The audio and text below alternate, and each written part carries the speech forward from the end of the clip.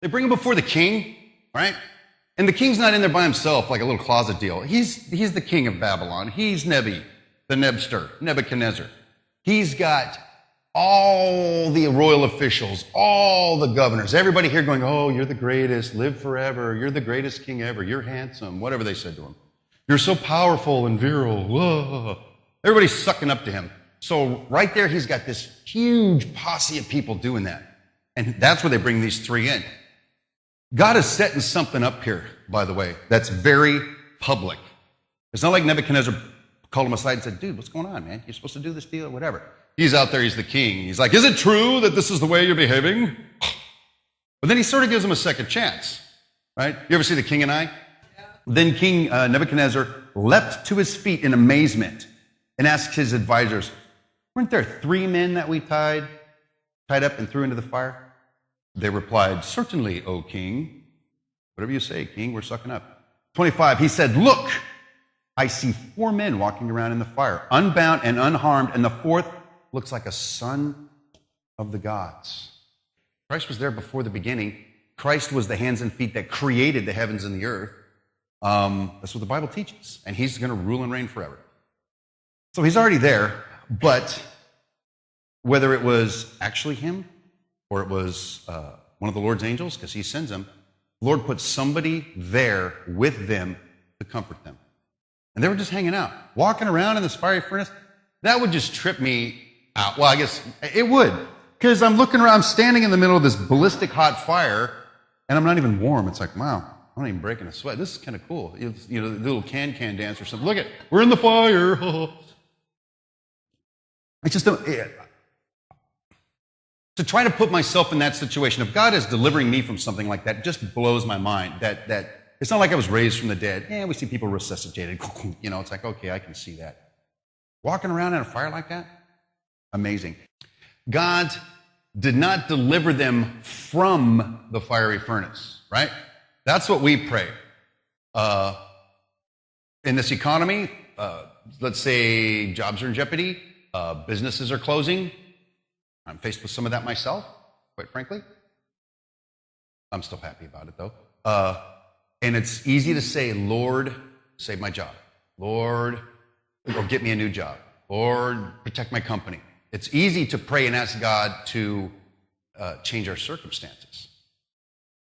Well, what he's showing right here he can do, and he'll show it, you'll see it throughout the Bible, is while you're in the circumstance, he'll deliver you from it.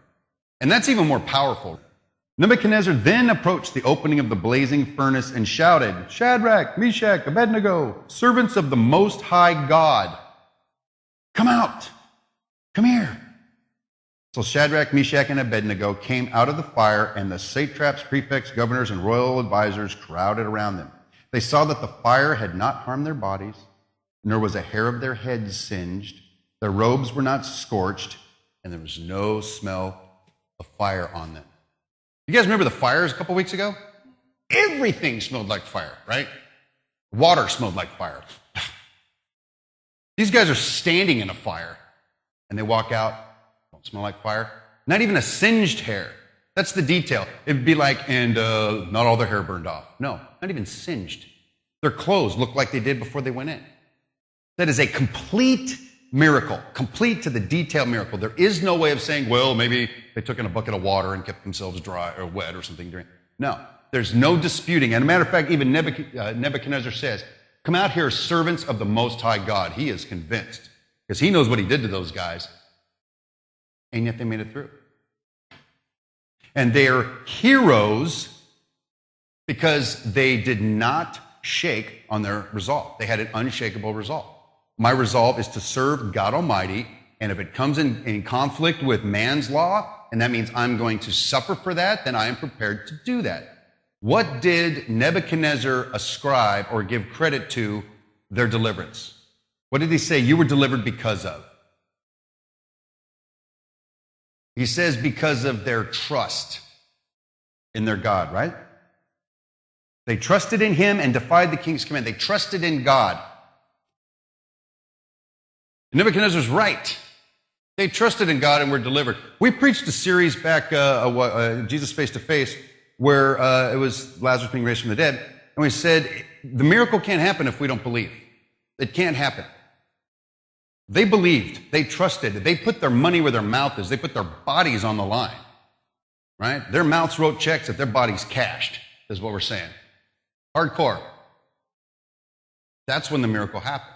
You know, I know there comes a time when we're suffering and we cry out to God. It's like, Lord, help me. But we see example after example. Even David goes on and on in some of his Psalms, crying out before the Lord. But the first thing he'll do is say, Lord, you are great, you are mighty, you are powerful. Your will be done. You meet my needs. If I have to surrender my body to the flames, so be it. On and on and on. Just giving God all the glory first. And then he says, my enemies are coming against me. It's hard, Lord. It sucks.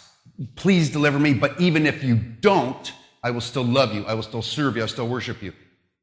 That's a hardcore resolve. That's an unshakable resolve. That's what they did. They even said this, Shadrach, Meshach, and Abednego. Our God is powerful enough. He's mighty enough to save us. But even if he doesn't, we ain't going to bow down to you. That's a powerful resolve. Does that resonate with anybody this morning? I mean, it does with me. So the beauty of the way I study and what the Lord reveals to me is I don't know everything, okay? I know you're surprised. I know a lot. I know how to get here this morning. But there comes a time when I'm studying the Word and preparing to bring the Word, and then something like that gets me. I'm like, wow, am I even living like that right now? Do I have that kind of resolve? Because like I sort of mentioned a little while ago, you know, we'll just step out of pastor role, Steve role real quick. I'm an electrical contractor. The economy is tragic right now. We know this, right? People can't find jobs. People can't find good paying jobs. It's tragic. My company's suffering from that. I don't know how much longer it's going to be around. I don't. I was worrying about it a few months ago. I have since resolved to whatever. Take it. It's yours, Lord, if you want to. So instead of me praying, God, save my company, God, save my company. Oh, please, what about all the people I employ? And what about my house payment? And blah, blah, all this stuff about me.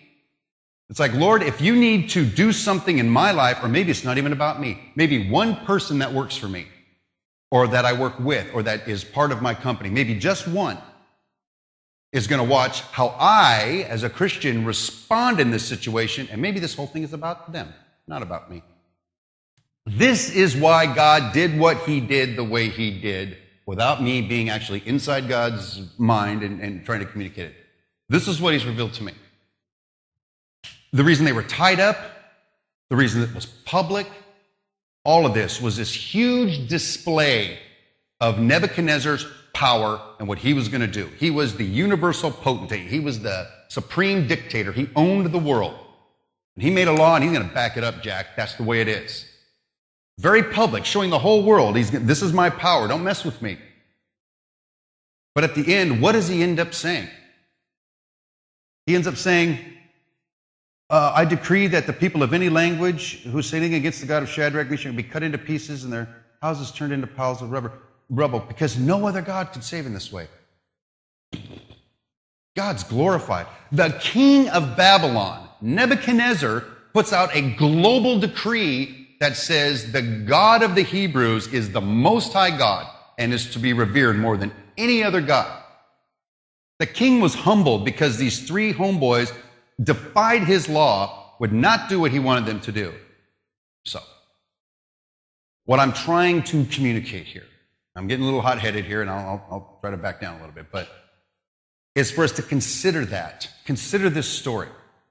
The impact, just citywide, regionally wide, that our resolve, and not just when it's convenient, resolve at all times, can have. As Christians, we will be defined by our actions. James talks about this in the Bible and some others. I'll button this up real quick, I promise. The thing is, don't just say, I'll pray for you, brother. It's like, oh man, I need a coat. Oh, I'll pray that God gives you a coat. What? Here's a coat. You know, that's the Christian way to do it. Now, if somebody needs a job and you can't give them a job, it's like, I'll pray that you get a job. I get it. But when it's in your power to do something, we do it. One last thing. We grow. Have I said one last thing already? Okay. I have? Okay. I lied. I sinned. Darn it. Told you I can't help it. We grow as Christians, and I'm going to end on this. We grow as Christians through what we do. That's kind of what I just said, but I just want to hit that again. Not by what we say, not by what we believe, it's by what we do. Throughout the Bible, throughout Christian existence, it's been what you do. And that starts with your resolve. A lot of people are here, most of the people that are here today are here because somebody said, I don't want to just be about church indoors. I want to go find people outside that need contact with God. Somebody has to go do it. And so we're doing it. Well, as best we can, God gets the glory because it's his planet.